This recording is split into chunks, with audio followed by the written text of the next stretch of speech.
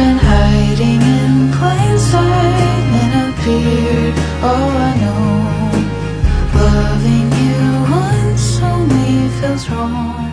I need you.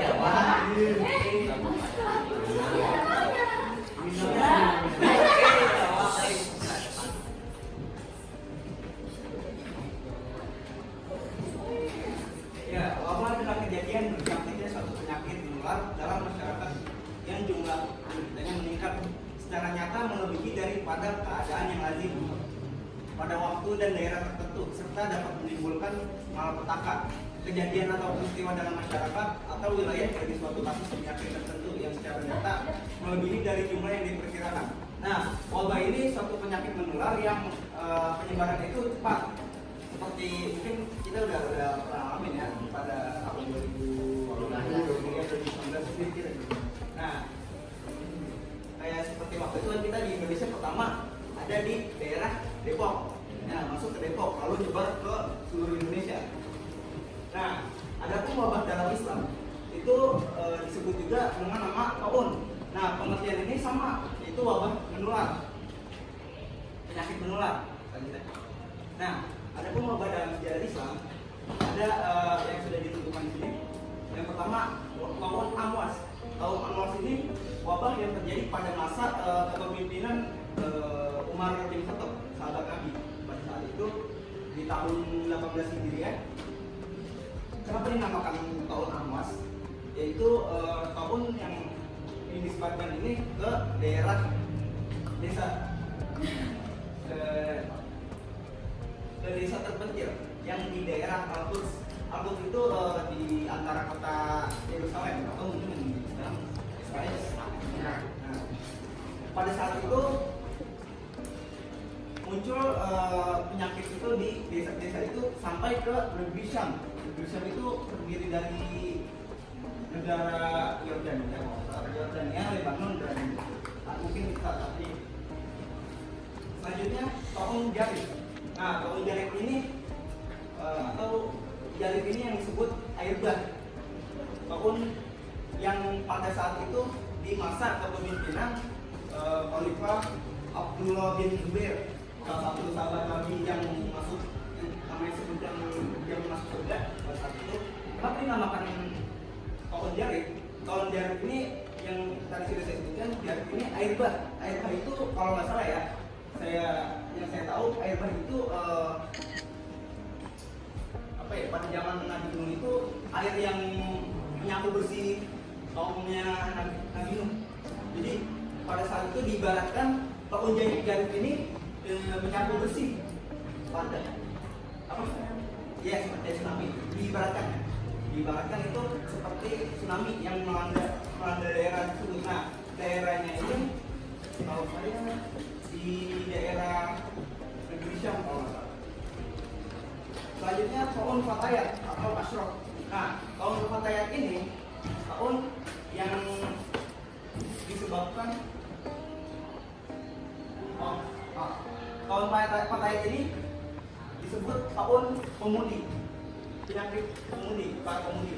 Kenapa disebut para pemudi? Karena awal mulanya wabah ini disebabkan yang awalnya ini menyebar dari perempuan terlebih dahulu, lalu kemudian menyebar ke laki-laki.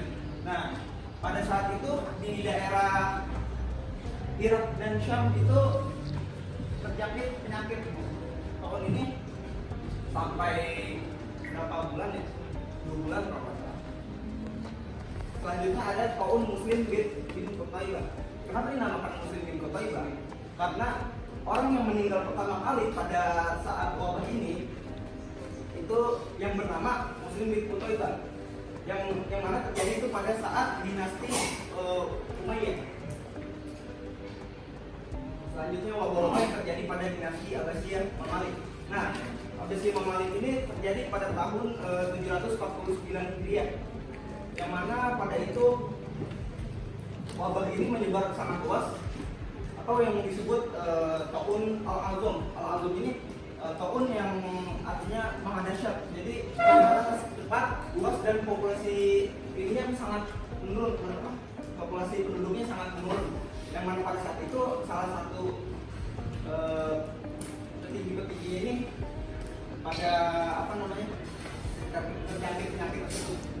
Nah, yang terakhir ada Ayyubiyah wilayah Islam bagian timur dan barat. Nah, wilayah Islam Ayyubiyah timur dan barat itu terjadi di daerah Andalusia. Andalusia itu mungkin menyangkut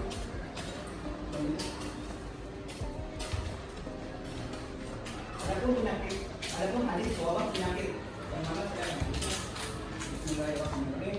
Abdullah bin Amir bin Rabi'ah anna Umar kharaja ila Syam falamma jaa balam anna al-waba' qad waqa'a Syam akhbarahu Abdul Rahman bin Auf an Rasulullah sallallahu alaihi wasallam bila kami tumihi di ardi wala taqdu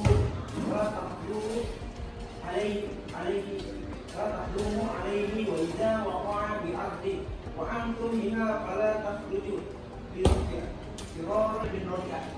Umar bin Khattab radhiyallahu anhu menempuh perjalanan menuju Syam. Ketika sampai di Syam, Umar mendapatkan kabar bahwa wabah sedang menimpa di wilayah Syam. Abdurrahman bin Auf mengatakan kepada Umar bahwa Rasulullah SAW pernah bersabda, bila kamu mendengar wabah di suatu daerah, maka kalian jangan memasukinya. Tetapi jika wabah terjadi di daerah kamu berada, maka jangan tinggalkan tempat itu. Lalu Umar bin Khattab berbalik arah meninggalkan Syam. Jadi pada saat itu sahabat Nabi Umar bin Khattab ini hendak menuju ke Syam. Nah, ketika sampai di daerah yang bernama Syam ini, sahabat Nabi ini mendengar bahwa tempat daerah yang Syam tersebut jadi wabah. Maka Umar ini mengingat perkataan Nabi pada saat itu, bila mana kamu mau mendengar suatu wabah di suatu daerah, maka kamu jangan mendekati daerah tersebut. Dan juga kalau misalkan daerah kita yang terkena, kita jangan keluar rumah. Sama kayak seperti di Indonesia dulu kita ya. Jadi waktu itu di Depok masuk corona ya, dari mana saya lupa masuk. Nah, kita jangan ke tempat daerah tersebut. Misalkan kamu mau nyamperin keluarga atau nyamperin pacarnya atau nyamperin apa. Nah, kamu jangan ke daerah tersebut. Dan ketika kita di rumah dan COVID sudah masuk ke kampung kita jangan keluar dari daerah kita dan tetap kita di rumah aja. Mungkin sekian dari saya. Kurang yang mohon maaf. Dilanjutkan oleh Anda. Oke, selanjutnya yaitu hadis wabah penyakit. Hadatsana Muhammad bin Mutami, hadatsana Abu Ahmad Zubairi, hadatsana Umar bin Sa'idi, Abi Usaimi, qala hadatsani Atha bin Abi Ubaid an Abi Hurairah radhiyallahu anhu, ayat Nabi sallallahu alaihi wasallam, qala ta'anzalallahu ila musibah. Telah menceritakan kepada kami Muhammad bin Al-Mukanna, telah menceritakan kepada kami Abu Ahmad Az-Zubairi, telah menceritakan kepada kami Umar bin Sa'id bin Abu Sa'id, dia berkata, telah menceritakan segala orang yang memang mendoakan Allah. Sedangkan orangnya ujian, ya ujian bagi hamba hambanya yang beriman. Paham? Penyakit taun, tadi kan sudah dijelaskan oleh saudara Kak Dawam. Taun tuh gini-gini. Nah, ada di zaman Nabi wabah yang emang mengerikan, yaitu virus yang mengenai kulitnya mengeluarkan darah dan membengkak. Itu di bagian bawah ketiak di sini. Itu mengeluarkan nanah dan air yang menyebar hingga meninggal. Makanya kata Nabi tadi yang telah dijelaskan, Nabi itu ketika kalian mendengar di suatu tempat itu ada berita tentang penyakit taun, kalian jangan ke sana. Sebaliknya ketika kalian di daerah kalian ada penyakit taun, ya kita nggak boleh kemana-mana. Take off kemana lah.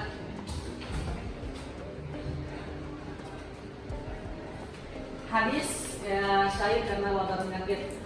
Hadatsana Abdullah bin Yusuf akhbarana Malik an Sumayyi an Abi Shalih an Abi Hurairah radhiyallahu anhu anna Rasulullah sallallahu alaihi wasallam qala syahadatu khamsatu al-awwal al-maquna wal maquna wal ghariqu wa sahibul habni wa sayyidu fi sabilillah.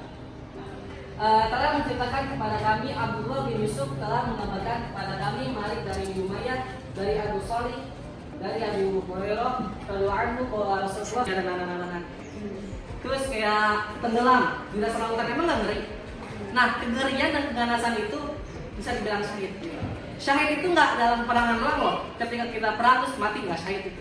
Kita sekarang nih lagi belajar, tiba-tiba tak istirahat ada yang jatuh, kepalanya pleset, jatuh kepalanya bocor. Kan kadang tahu itu bisa dibilang syahid. Kenapa? Karena kita lagi berdiam. Oke? Terus tapi menurut Imam An-Nawawi beda mati syahid ketika wabah sama mati syahid ketika perang. Mati syahid ketika wabah itu dapat syahid akhirat doang, sedangkan ketika perang itu dunia dan akhirat.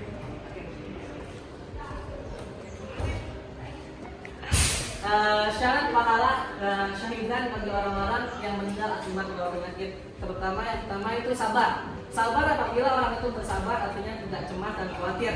Ya intinya kalau kalian satu saat nanti ada penyakit lagi, ada wabah lagi, ya kalian harus sabar, gak usah panik, gak usah khawatir. Karena apa? Itu udah ketentuan Allah loh. Oke? Terus selanjutnya berdiam diri di tempat terpaparnya wabah penyakit, kemudian tidak keluar melarikan diri dari tempat. Ya kita nggak boleh kemana-mana lah. Takutnya itu kakak sedikit cerita, kakak punya teman dia meninggal gara-gara penyakit, karena dibawa ke rumah sakit dan ternyata rumah sakitnya itu apa ya? Dokternya itu agak lain gitu, agak nggak bisa ini. Karena salah suntikan meninggal. Siapa yang salah? Berarti itu bisa dibilang saya nggak? Kenapa? Beda. Mungkin musibah itu meruntuhkan keampuhan, bukan menolak keampuhan. Dan wabah itu mendekatkan pada Tuhan, bukan menjauhkan. Gak bisa, udah selesai.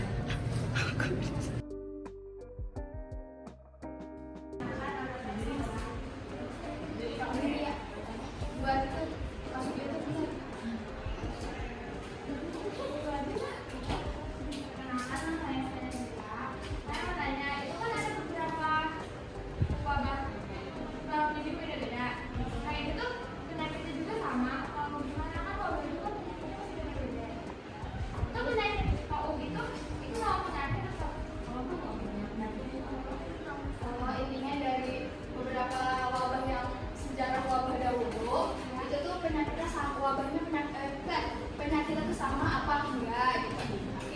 Ada lagi yang ingin bertanya? Kemarin banyak, karena sekarang enggak. Emang ada gara-gara manusia kayak tadi kurangnya empati manusia sampai ada yang kelaparan, dan itu juga salah satu wabah gitu. Gimana? Mungkin kalau kita salah, kita mohon maaf gitu. Ada lagi yang ingin bertanya enggak? Nah, ini kita berdiri. Maafin aku, kita masa malu? Gak pernah ada.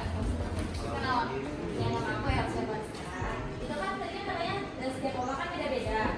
Maksudnya itu di cara kerja itu sama apa gimana?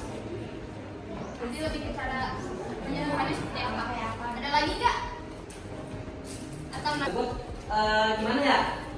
Wabah itu kata Rasulullah itu cara menyembuhkannya mungkin cukup tadi sabar dan tidak kemana-mana. Soalnya kenapa? Penyakitnya itu susah disembuhin. Kalaupun ada obatnya, ya obatnya itu bersabar dan tidak kemana-mana. Gitu loh. Contohnya gini, kayak HIV. Emang ada obatnya? Iya, ada, terserah ada. Tapi sayangnya,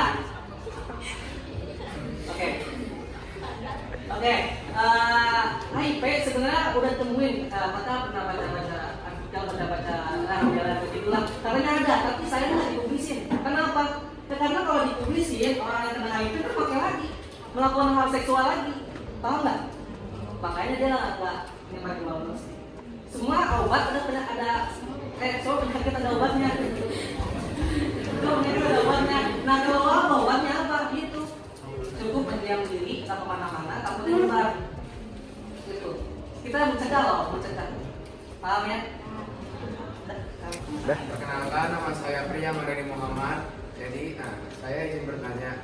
Jadi misalkan nih kita di tengah laut tuh udah benar-benar tenggelam, nggak ada bantuan apapun lah. Tapi dalam kondisi tenggelam itu di hati kita tuh ngomong bahwa bodo amat lah, mati tenggelam ini bakalan masuk surga langsung gara-gara mati syahid. Nah itu bakalan mati syahid atau enggak?